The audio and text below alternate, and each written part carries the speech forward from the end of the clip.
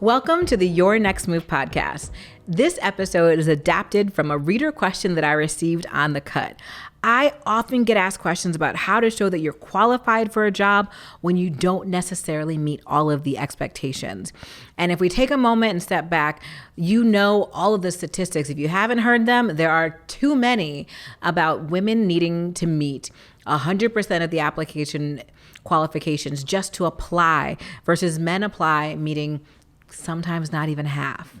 So I'm always going to encourage you to apply, but a lot of this takes self-assessment, self-evaluation to understand the difference between being able to do a job if given the opportunity and not having the actual basic requirements in order to excel. So here's the reader letter.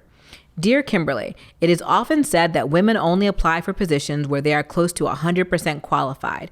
Knowing this, I have grown into the habit of applying even if I think I fit only 65% of the required qualifications experience. Please bear in mind, I am a close to mid-30s young Black woman evolving in the tech industry. It may give context to my next two questions. Two things typically happen. One, HR likes my profile and my drive, but redirects me toward a more junior position where I feel I'm 125% qualified.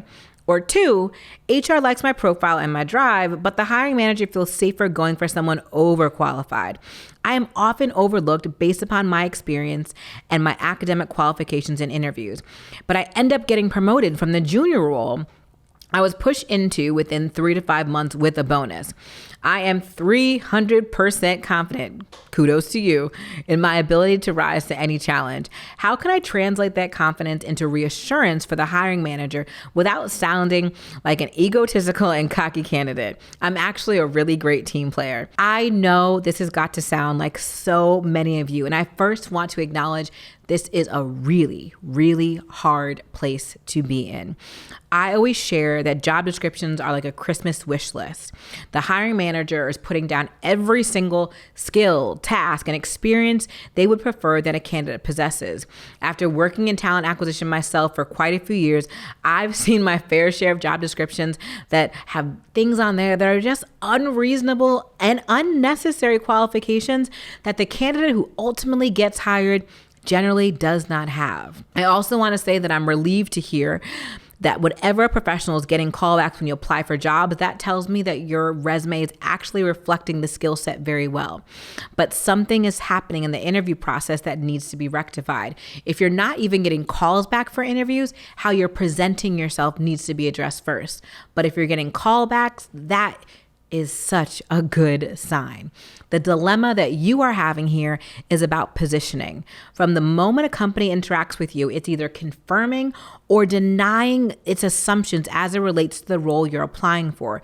Your answers in an interview position you for your salary, your level of seniority, and your access to resources. So I want to talk a little bit more about the interview preparation. I want you to spend some time thinking about the gap that exists between your current experiences and the role that you desire. Between any two roles, there is a gap that you must address. You address this through storytelling in your interview about your skills and your working experiences. I know sometimes it's hard to understand what the gaps are. So some of the common gaps that I see all the time are under people management, budget management and oversight, especially the size of the budget. Managing $10,000 is different from $100,000 is different from $1 million. Technical skills or knowledge, executive stakeholder management or presentations, and last but not least, client presentations or public speaking. First, it's important that you determine what the gap is that you must speak to in the interview process. If you're unable to determine the gap from the job description, I recommend that you reach out to your network to get some insider information so you can better understand what the hiring leader feels is most important. You need to speak to whatever the hiring leader feels is most important.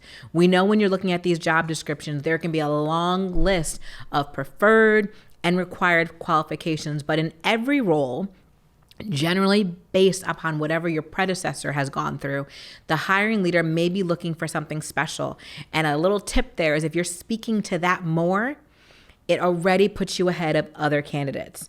Once you understand the gap that you're going to speak to, determine which stories from your previous work need to be highlighted. Most interviews are behavioral, which means they want you to convey your qualifications by sharing stories about when you've done something in the past. This is the only way an organization is able to get to know you. They need you to tell them about a time when, explain the last time that you. Those are the ways they understand who you are. For example, if you know that you don't have any people management experience, but the role you're applying for involves managing a team of 5, it would be crucial for you to talk about how you've led others.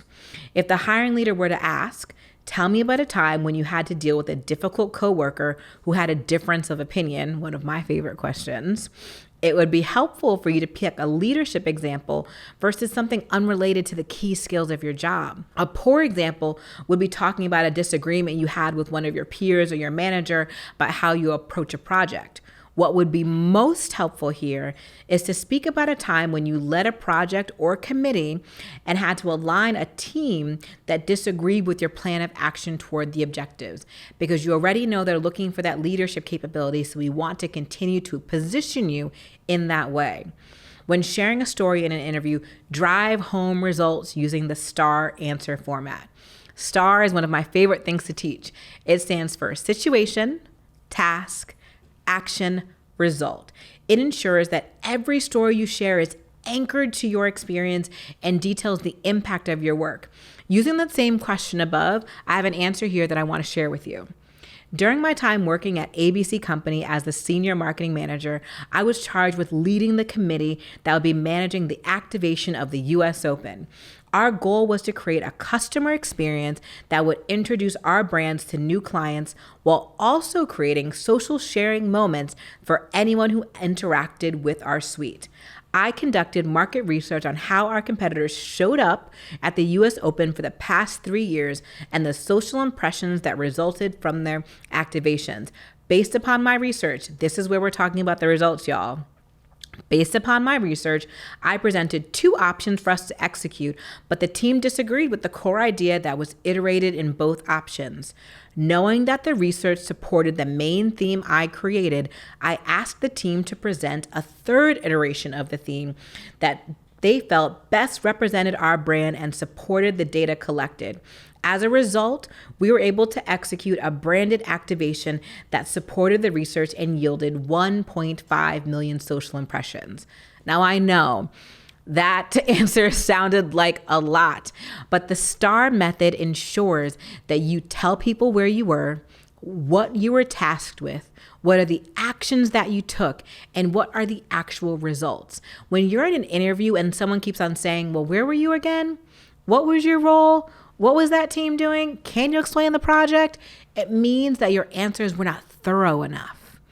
Thorough answers don't have so many follow-up questions. Now, they may ask follow-ups that are more in-depth in your subject matter because they're curious and want to explore that.